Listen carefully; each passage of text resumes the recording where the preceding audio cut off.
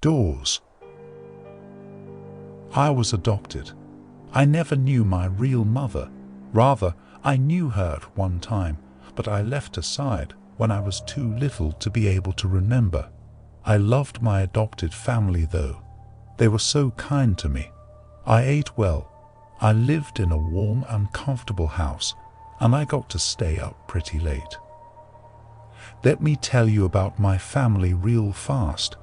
First, there's my mother. I never called her Mom or anything like that. I just called her by her first name, Janice. She didn't mind at all though. I called her that for so long, I don't think she even noticed. Anyhow, she was a very kind woman. I think that she is the one who recommended my adoption in the first place. Sometimes I would lay my head against her in front of the television, and she would tickle my back with her nails. She is one of those Hollywood mothers. Second, there's Dad. His real name was Richard, but he never really liked me much, so I began to refer to him as Dad in a desperate attempt to gain his affection. It didn't work. I think that no matter what I called him, he would never love me as much as his own child. That's understandable, so I really didn't press the matter. The most notable attribute of Dad was his unmoving sternness. He was not afraid to pop his children when they did something wrong. I found that out before I could use the restroom properly. He didn't hesitate to spank me. Well, I'm in line, and it's because of his methods. Lastly is my sister. Little Emily was really young when I was adopted, so we were about the same age, but she was slightly older. I liked to think of her as my little sister though. We got along better than any sibling could possibly get along. We would always stay up late together and just talk.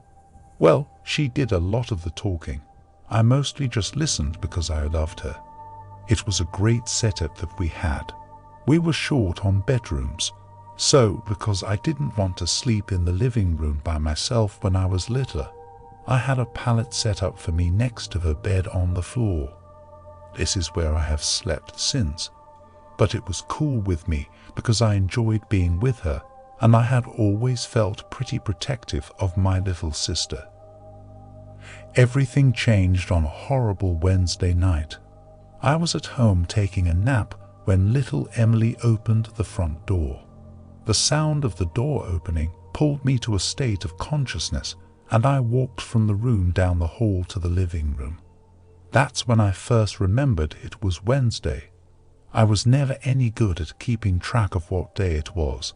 Actually, I'll just go ahead and say it. My sense of time was horrible.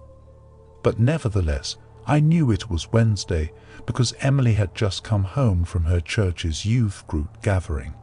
She walked in the front door and hugged me, and then was followed in by Dad and Janice. "You have a good nap?" Janice asked teasingly as she ruffled up my hair. I just shook my head away and snorted in a manner that clearly expressed that I was teasing back with her.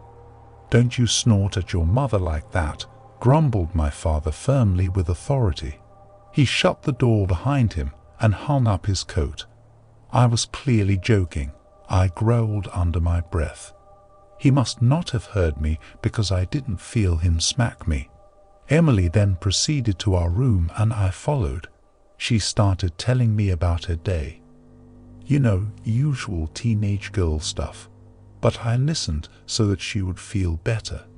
After her summary, she suggested watching television, and I obliged and jumped onto the couch as she was going for the remote.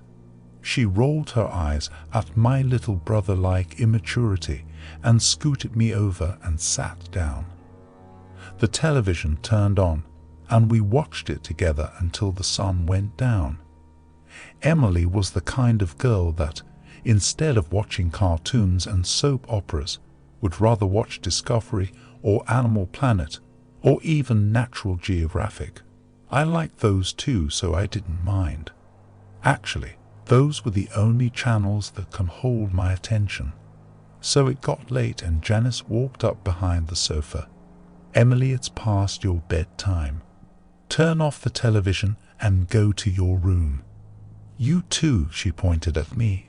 Emily turned off the program we were watching grudgingly and stood up. She started down the hallway to our room.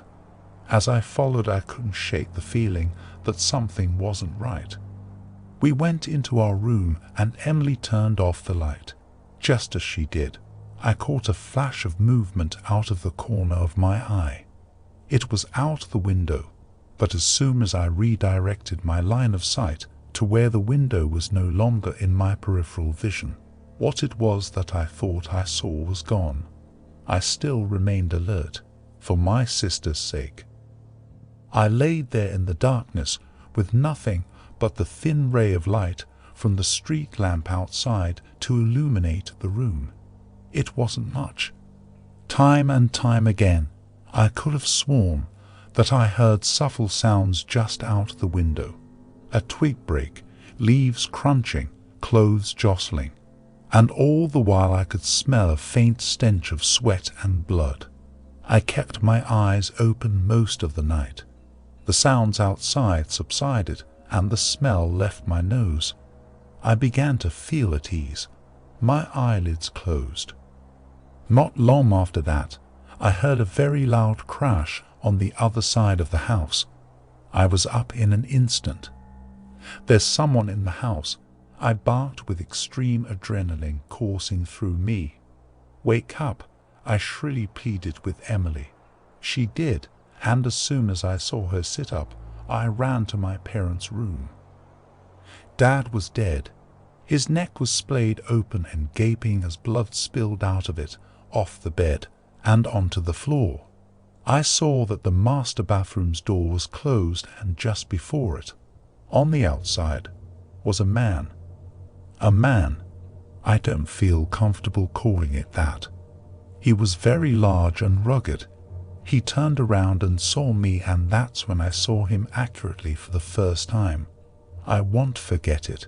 His eyes were large and beady and trapped with lust. He was styling a beard that was badly unkempt with blood dripping off. His clothes were dirty and his face was cold. Just then I noticed the same horrid smell of sweat and blood from earlier, but this time it was overwhelming. He saw me and grinned with a set of crooked yellow teeth. That smile threw me off. I thought that I was going to die, but then he turned back to the bathroom door, completely unperturbed by my presence. I was terrified and didn't know what to do. I just yelled and cried. I watched as he shouldered through the door that was Mom's only protection. I watched as he raised the large razor that he was carrying but had obviously neglected to use properly. I watched as he sliced her open and tore her to shreds. I then heard something, the last thing that I wanted to hear. It was Emily's scream coming from behind me. The large monstrosity looked up from my butchered mother and stared at my little sister. I was distraught. He stood up and quickly started walking toward us. My sister turned and ran, and I was at a loss when he bypassed me and went straight after her. Why was she still in the house? Had she not assessed the situation and run? I ran after them both. I expected the man to kill her as he had the rest of my family, but I was sadly mistaken. He grabbed her by the arm and jerked her as a way to make clear that he was in control. He dragged her through the house. I was making all of the noise I could now, hoping and praying that someone would come to my aid. He mustn't take her, not her. As he passed me, I backed against the wall and whimpered with terror. Why? He didn't respond except by putting his free hand on my head while Emily screamed in the other and saying, "Good boy." He gave another crooked grin and a very cold, unnatural laugh. I followed him to the door where he dragged my helpless sister after him. He opened it, pulled her out, and slammed it shut behind him. I am now sitting in the house with my mutilated adopted parents, shivering and whimpering with dismay. He's out there with her. I can't do anything. I would if I could, but I can't. I would chase after them in a heartbeat, but I can't. I sit here, looking at the front door. I look down at my paws. If only I could open doors.